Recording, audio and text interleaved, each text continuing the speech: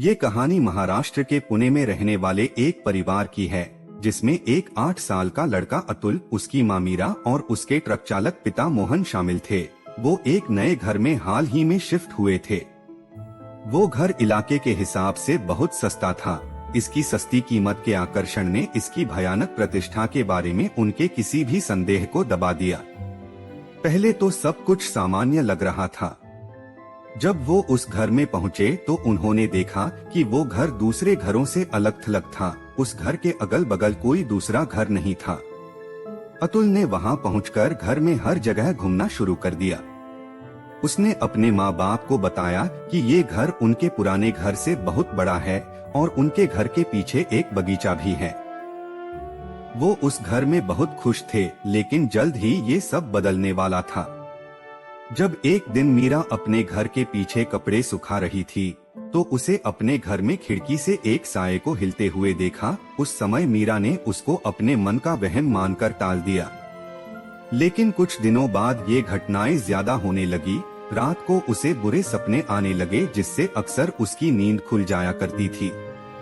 एक दिन जब वो रात को अपने कमरे में लेटी थी, तो मीरा के कमरे के दरवाजे पर किसी ने दस्तक दी, पर जब मीरा ने दरवाजा खोलकर देखा तो वहाँ कोई नहीं था। उसे लगा कि अतुल ने दरवाजा खटखटाया होगा, लेकिन जब वो अतुल के कमरे में जाती है तो उसे वहाँ अतुल सोया हुआ मिलता है। ये देखकर वो हैरान होती है और अपने कमरे की तरफ जाने लगती है। जैसे ही वो अपने कमरे के बाहर पहुँचती है, उसे उसके कमरे से रोने की आवाज आती है, जिसे सुनकर उसके रोंगटे खड़े हो जाते हैं। वो दरवाजा खोलकर देखती है कि एक औरत जैसी दिखने वाली आकृति उसके कमरे के कोने में सिर झुका के रो रही है।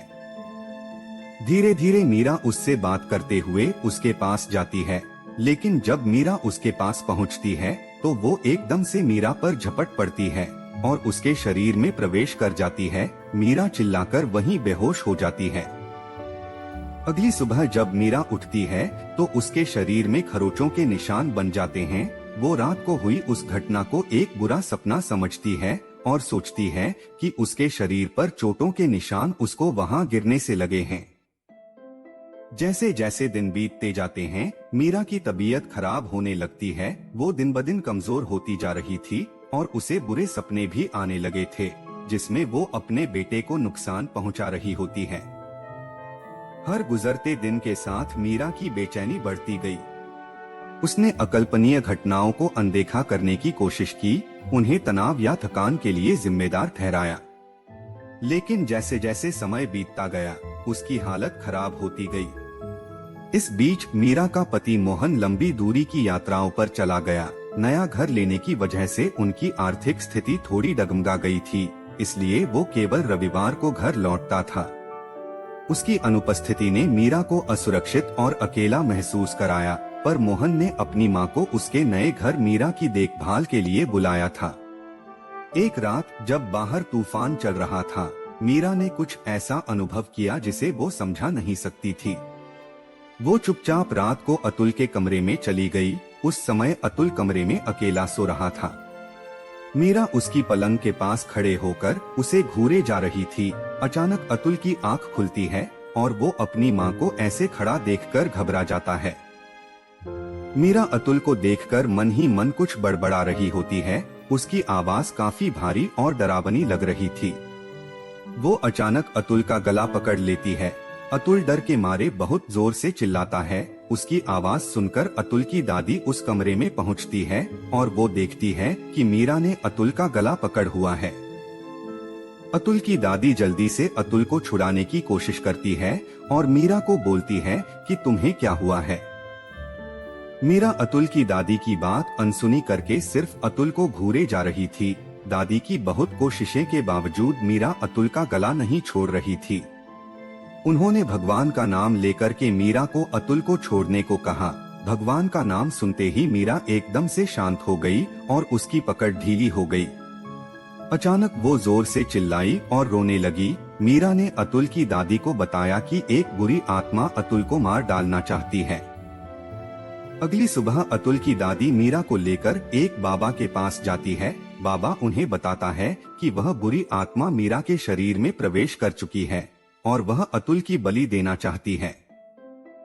यह सुनकर वह दोनों बहुत घबरा जाते हैं और बाबा से इसका उपाय पूछते हैं। बाबा उन्हें कहता है कि आज रात में तुम्हारे घर पर आऊंगा। वह दोनों बाबा को प्रणाम करके वहां से चले जाते हैं।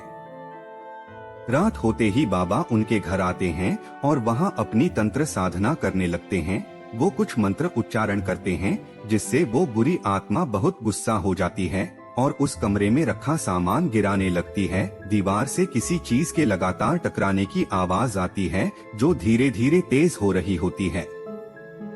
अचानक मीरा वहां बैठे बैठे बहुत जोर से हंसने लगती है और बाबा को कहती है कि मैं उस छोटे बच्चे के लिए आई हूँ और मुझे उसको ले जाने से कोई नहीं रोक सकता। बाबा उस पर मंत्र करके गंगाजल छिड़कते हैं जिससे वह दर्द में चिल्लाकर मीरा के शरीर से निकल के दीवार में छिप जाती है। बाबा उन्हें बताते हैं कि यह आत्मा बहुत बुरी और खतरनाक है। बहुत समय पहले यहाँ पर किसी ने काला जादू किया था। यहाँ पर लोगों की बलि चढ़ाई जाती थी और जो औरत यहाँ लोगों की बलि देती थी वही अब बुरी आत्मा बनकर तुम्हारे शरीर में प्रवेश कर चुकी है। तुम जहाँ भी जाओगी यह तुम्हारा पीछा नहीं छोड़ेगी। बाबा मीरा को एक कड़ा देते हैं और कहते हैं कि इसे पहने रखना और कभी मत निकालना।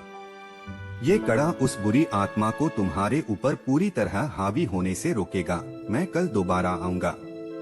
बाबा अगले दिन अपने सहायक के साथ उनके घर आते हैं और मीरा पर तंत्र विद्या करते हैं, पर इस बार वो बुरी आत्मा मीरा पर बहुत ज्यादा हावी हो जाती है और बाबा पर हमला कर देती है जिससे बाबा को थोड़ी चोट लग जाती है। अतुल की दादी और बाबा के सहायक मिलकर मीरा को पलंग पर बांध देते हैं और उसे पर तंत्र विद्या फिर से शुरू कर देते हैं। समय के साथ मीरा की हालत बहुत ज्यादा खराब होने लगती है और वो बुरी आत्मा मीरा को अपने साथ ले जाने की बातें करती है। मीरा के शरीर पर घाव अपने आप लगने लग जाते हैं और उसका शरीर बहुत ज्यादा पतला हो जाता है। उसकी त्वचा सूखने लगती है। मीरा की हालत देखकर बाबा उनके घर यज्ञ करने की बात करते हैं। अगले दिन बाबा दूसरे और बाबाओं के साथ मिलकर यज्ञ करते हैं जो लगातार 2 दिन तक चलता है। इस बीच मीरा का पति मोहन भी घर लौट आता है और मीरा को इस हालत में देखकर रोने लगता है। यज्ञ के दौरान मीरा बहुत झटपटाती है और चिल्लाती है, पर बाबा उन्हें बोलते हैं कि तुम उसकी कोई बात मत सुनना। अगर तुमने ऐसा किया तो वो आत्मा हमेशा के लिए मीरा को अपने साथ दूसरी दुनिया में ले जाएगी। जब यज्ञ खत्म होता है तो मीरा की हालत बहुत ज्यादा खराब हो जाती है। उसे तुरंत अस्पताल भर्ती किया जाता है। कुछ दिनों के बाद मीरा की हालत सुधरने लगती है और वो बुरी आत्मा के चंगुल से भी बच जाती है। मीरा का परिवार बाबा को धन्यवाद करता है और उनका भगवान पर भरोसा और ज्यादा बढ़ जाता है। मीरा जब अस्पताल से अपने घर वापस आती है तो वो अंदर जाने से डरती है, जिस पर मोहन उसे कहता है कि बाबा ने घर का शुद्धिकरण कर दिया है, अब यहाँ पर कोई बुरी आत्मा नहीं है, तुम यहाँ आराम से रह सकती हो। ये सारी बातें सुनकर मीरा का मन थोड़ा शांत होता है, पर उसके साथ घटी इस घटना ने उसको अंदर तक डरा दिया था। कुछ दिनों के बाद मीरा और उसका परिवार उस घर को बेचकर चले जाते हैं, पर आज भी मीरा को अपने साथ घटे इस हादसे के बुरे सपने आते हैं। वो चाहकर भी इस हादसे को भूल नहीं सकती। ये कहानी हमें बताती है कि कुछ रहस्यों को बिना छेड़े ही छोड़ देना बेहतर है और कुछ घरों से बचना सबसे अच्छा है, चाहे कीमत कितनी भी आकर्षक क्यों न हो।